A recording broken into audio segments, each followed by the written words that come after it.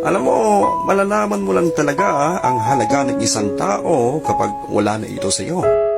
Huwag mong muliwalain yung taong pinapahalagahan ka.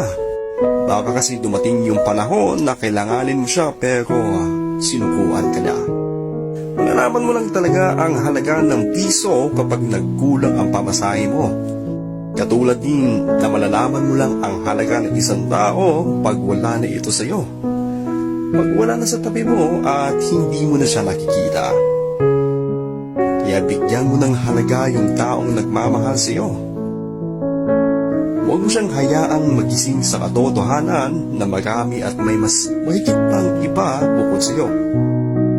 Huwag mong hintaying mapagod siyang mag-effort sa iyo bago mo ma-realize na mahalaga pala talaga siya sa buhay mo. Alam mo, huwag mong bitawan isang bagay na hindi mo kayang makita